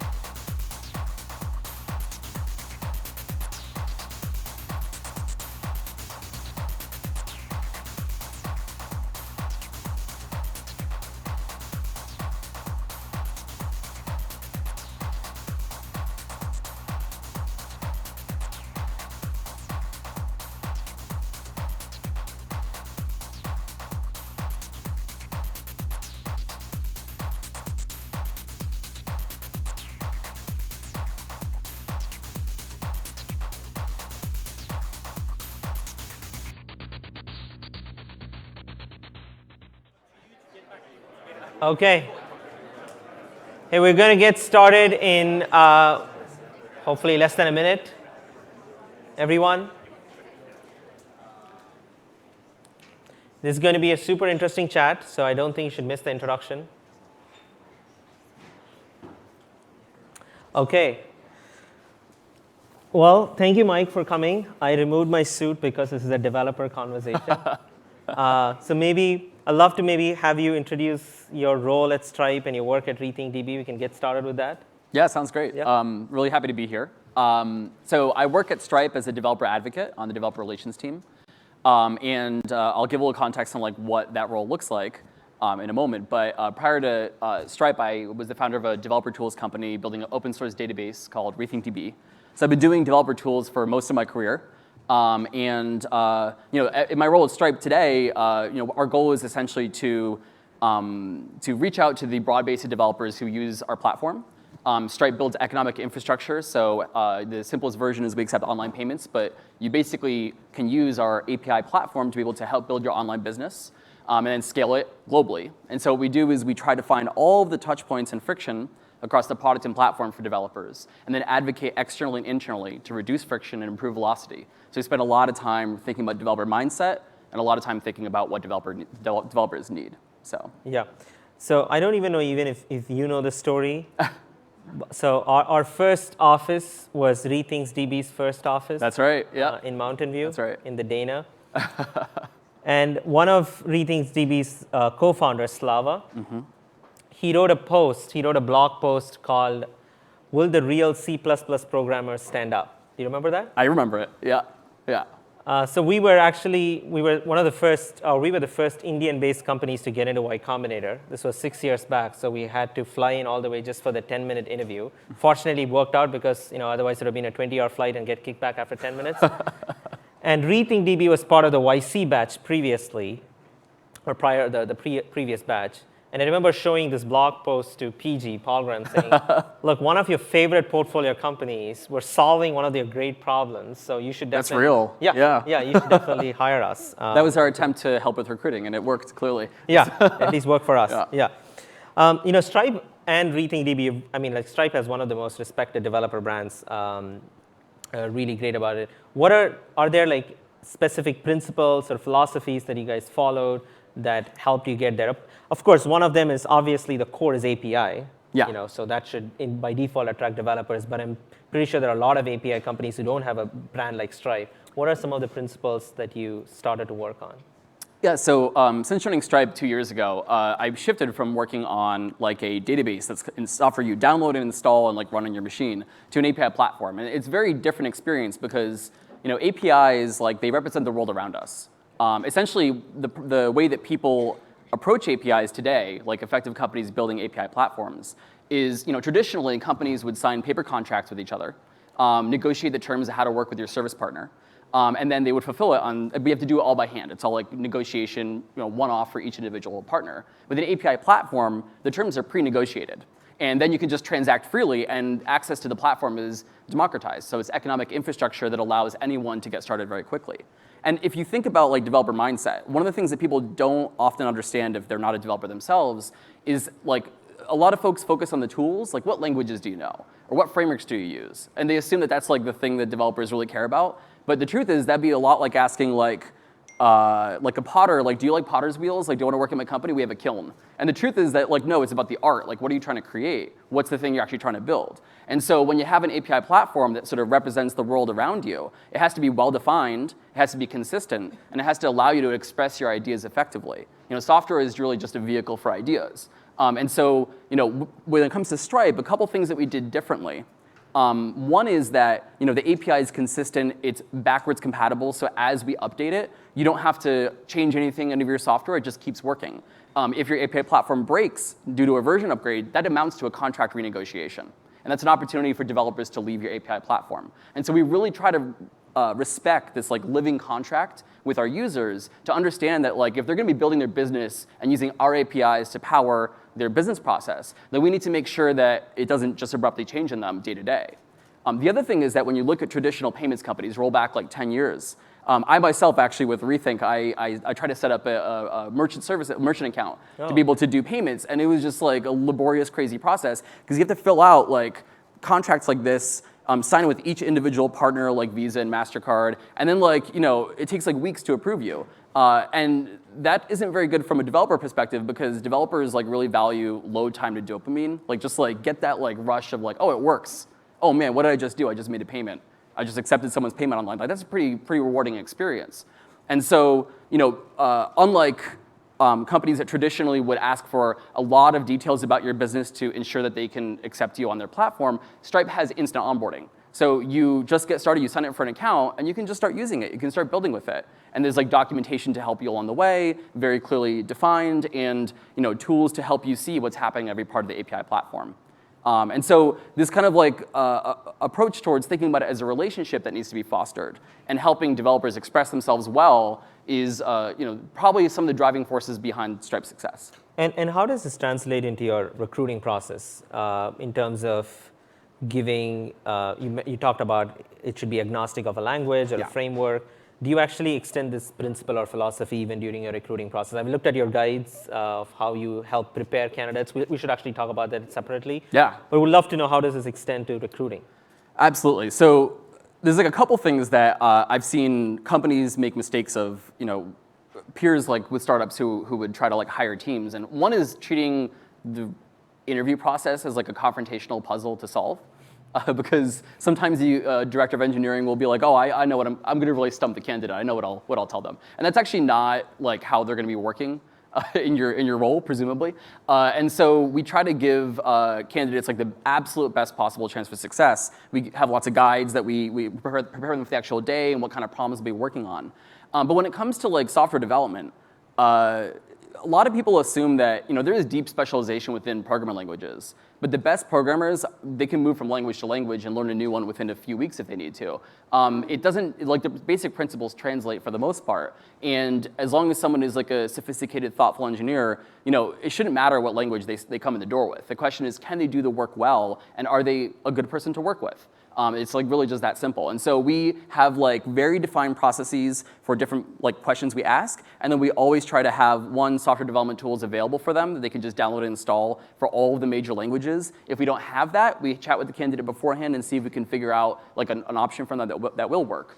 And we try to really help them use their own laptop when they come in. Like they shouldn't be using like a sort of, or not too much whiteboard activities. Like sometimes a whiteboard activity can be nice, but the truth is that, you know, the goal is to understand how someone thinks. And if you're creating friction for them because it's not the way they normally would work, I don't know many programmers who program on a whiteboard, it can be counterproductive. Yeah, so that's been an interesting debate, right? Yeah. For RethinkDB did a lot of whiteboard interviews. Yeah, I know. But that's because we were doing algorithms and data structures, which is like much lower level. Yeah. So that's interesting. So which is what I want to touch on. So have you said, I mean, even Stripe does a lot of lower level things on like, you know, like infrastructure and payment infrastructure is pretty hard.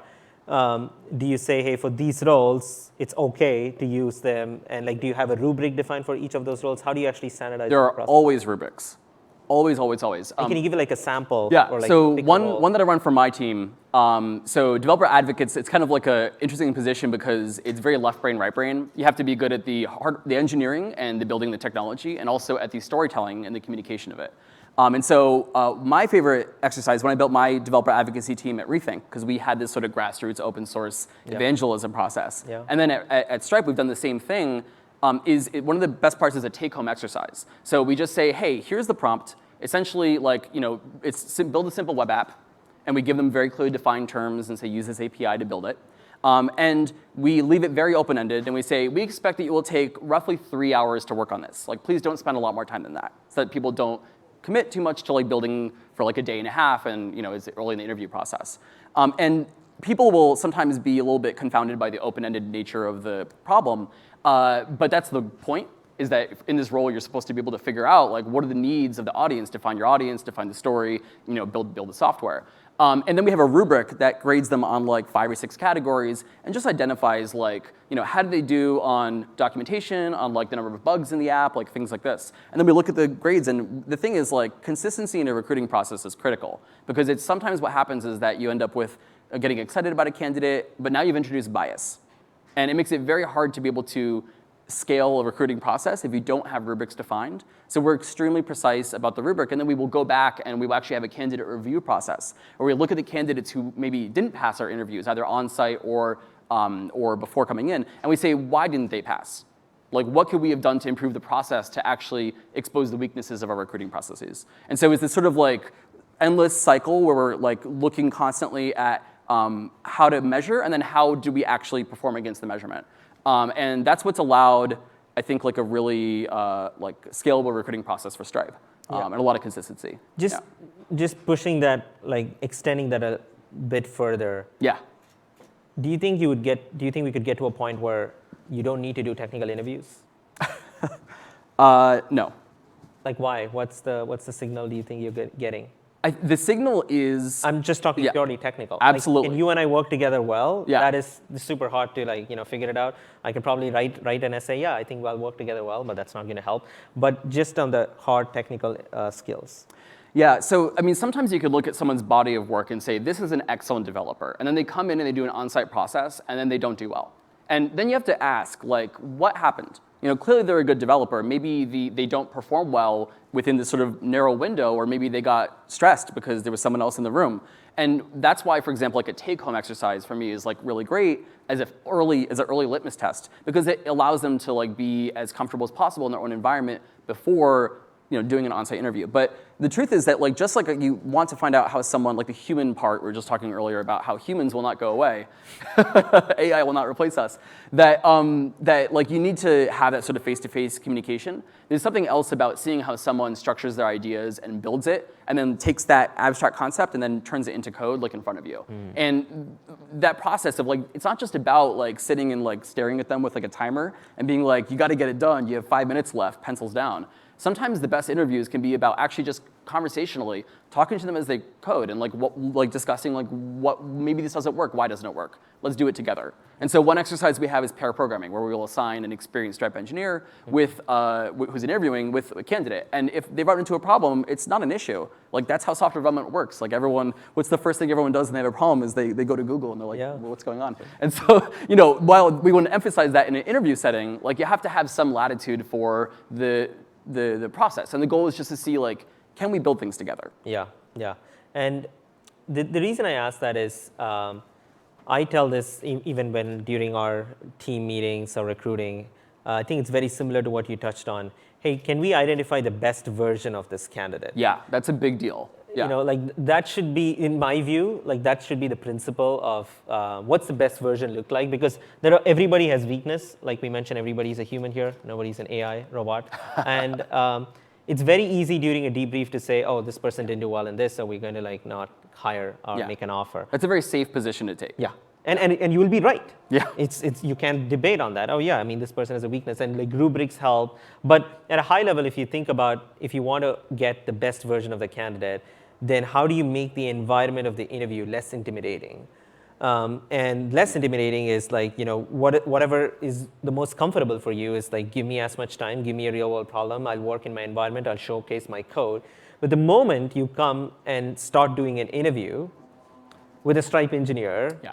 or any company. It's intimidating. Yeah, it is intimidating. You walk into the office and they like take you to a room and they're like, here, you're gonna be interviewed now. Right? Yeah. Like in 60 minutes, you got to prove. Yeah. How do you balance that? I mean, there's going to be definitely a bias there. I mean, there are pros and cons in every aspect. I'm pushing you more on that. Yeah. Yeah, I think that one of the failure modes for recruiting teams can be to turn it into an adversarial process. Like, a recruiter should be an advocate for the candidate. They brought them in. Like, they believe in the candidate. So if that's the case, then if we're not giving them the best possible chance of success, that means the recruiting operation isn't working, right? It means that we're not respecting the candidate. And so you really have to work to be there for all of their questions. And it's not just about like the sort of what will the interview be like or what should I expect. Like on the day of, like having someone who's a really friendly, warm face who can be like, hey, I'm gonna take you to your room. How was your day? How was your week? Like, let's talk for a bit. Let's just reduce the friction of just walking in cold and feeling judged. And I find sometimes that with candidates, because I often end in this position where, and this is, I rethink, like famously within our team, like we had one of the, I would say, stellar team, which is incredible people. And we had one of the hardest interview processes, I would say, people have told us in Silicon Valley. And it's because we were building like databases, like it's really hard. It's like, low-level assembly and things like that. Yeah. So, but I often was like the people check. Like I would come in and talk to a developer and just like ask them about something they've built and ask them to explain to me, like, and I would just like kind of try to understand like, what is this person like to work with? And I always found, and I still find this today when I do these interviews, is that it helps to be vulnerable yourself in the interview. Because if you express your own vulnerability, someone else feels comfortable doing the same. And that seems like a very like kind of odd thing to do in an interview setting, except like if you just de-pressure if you remove the pressure from the situation, it just makes it makes it more fun to interview people. And it makes like for a really positive process. In fact, we find that an extraordinary number of people who we turn away refer their friends to come interview at Stripe. And I think that's a metric to pay attention to, is how many referrals are coming from the people that you rejected. Wow, that is interesting. Yeah, you guys had like a day-long interview process or something like that, right? At Rethink? It's not onerous. We try to keep it like at Rethink. Oh, at Rethink. Oh, yeah. No, it's at Rethink. We had like a day-long interview process. Yeah, yeah. And I didn't know whether that person was an employee or a candidate. That's right. Yeah, and like the very first hire, it took us like 3 months for the first hire because when you're a startup, you have to convince people, one, why what you're doing is interesting. Yeah. And two, like why they should come join like 2 people in a garage, which is literally like 4 white walls. I mean, you had the office. Yeah. We painted them were at on some the other point, side of the wall. Yeah. Exactly. So you have to like, it's on multiple levels. But we were interviewing people who were extremely experienced, like 2 decades of experience, like people who are building rocket control systems at NASA. And they would fail our interview. And it's not like, to give you an example, and I'm not trying to say that we were like proud of this fact. We were like trying to figure out how do we evolve this, hence the post, right? Yeah, yeah. And so one example of an interview question we would ask is to reverse a linked list, which is basically there's like elements and they're linked, and there's like a definition of the link. And if I gave you blocks on a table and said, reverse this, they're linked, you could come up with an approach towards like doing that. And yet we would find that experienced candidates who had spent decades in the field were unable to answer this question that often was like something that you would learn in school. And for some companies, it doesn't make any difference. Like go use the standard library in your language. Why are you asking me to sort things? But if you're gonna be building low-level algorithms and data structures, you need to be able to think about what's possible and not just what is. And so it took us it took 3 months, and then our first hire, we hired out of high school. And he was brilliant. He came from Cupertino. He works with me at Stripe today, and he was able, on whiteboard, he's like, oh, I'd probably do it this way. And this is like a graduate CS problem. He just kind of, oh, that's right. And it was just, when you see these candidates, they just shine head and shoulders above. Yeah. So one of the things that we learned was like, don't lower your bar. If you lower your bar, now you've changed the dynamic and the DNA of your team. Yeah, and that's an interesting one because I think you guys were building databases. So I think it's a very small audience of engineers. Yeah, and you need to understand all the lower level data structures and things on those lines. But if you think about the broad applications, like when you're like a full stack developer building like a web app and things on those lines, do you believe that there needs to be a level of understanding of these fundamental concepts?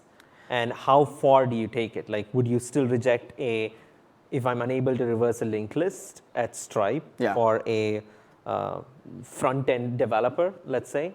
You're not going to use linked lists on a day-to-day basis, but let's say you're not able to reverse. Would you say no, or would you give them another chance? for a front-end developer, I would look more to their ability to like effectively build on the front end. Like that's not a question I would ask a front-end developer. I think that like it's very important to like tailor your process to the role. Yeah. Full-stack developers are kind of like a little of a unique animal in that respect, which is why they're considered to be unicorns. Is that it's like you have to be good in a bunch of different respects, but like everyone has their strengths and weaknesses. And yeah, I wouldn't ask a front-end developer that question, but I do think that like there's like it's not a myth. 10x engineers exist. I've hired them, and it's what specifically, if you're not familiar with the term, it means that one developer can have the output of like 10 developers. And if you want to build your team, there's like a couple ways to build a team. You can build it so that you have lots of different people who are specialists, and then you can have like order of magnitude generalists. And it's really more a question of what's right for your company. Every company is unique. It's kind of like what's the I think it's like Tolstoy, which is like every happy family is alike in the same way, and every unhappy family is unique in its own way. And it's the same thing with companies in that like every company is like absolutely unique. And so you have to figure out like, do I want to build a team of specialists who all have like really good communication skills? Because that's going to be critical if you have a lot of different people talking to each other. Or do I want to hire these like order of magnitude individuals who will be harder to find, will have to be compensated more, and are going to, you have like this question of like it's kind of a grim term, which often comes in software development, but there's like the bus factor, which is which is how many people for your team would you be able to remove Yeah. exactly, and still be able to continue if something really, really horrible happened. And so the point is that if you want to build your team so that you have more like redundancy and that people don't have to feel like they're the only ones able to get over the line, sometimes it helps to build a team of different skills. Yeah, got it. So we just have like a minute. Okay. So maybe you can, any closing thoughts on how do you align recruiting and hiring managers, aligning on skills, expectations, the general relationship, how do you strengthen that? For me, like recruiting is the fundamental engine for companies. Like if you're not bringing in candidates, it's very hard to be able to accomplish your goals. There was a study that Stripe recently funded, which is called the developer coefficient, which showed that it is the limiting factor for companies trying to like build new projects and products, is like hiring developers. Granted, there's not necessarily a talent shortage, but it is the limiting factor. And so I think that immense communication between recruiters and engineering managers to be ruthless about tracking metrics and figuring out exactly when you're deviating from, is your rubric good? Are you getting referrals? Are you bringing in like the candidates? The metrics that I came with personally was 100 candidates. At my startup was 100 candidates, comes down to 10 people you bring on site, to 3 people that you, or 10 that you do a phone screen, 3 that you bring on site, and 1 person you hire. And the better that you can make those numbers, meaning the better your process is, the more efficient and effective your company is going to be, and that's going to drive that engine to be able to actually accomplish your team goals and plans. Cool. I think that's all we have time. Well, thank you so much for coming. Great seeing you again. Absolutely. Thanks, thank you, everyone.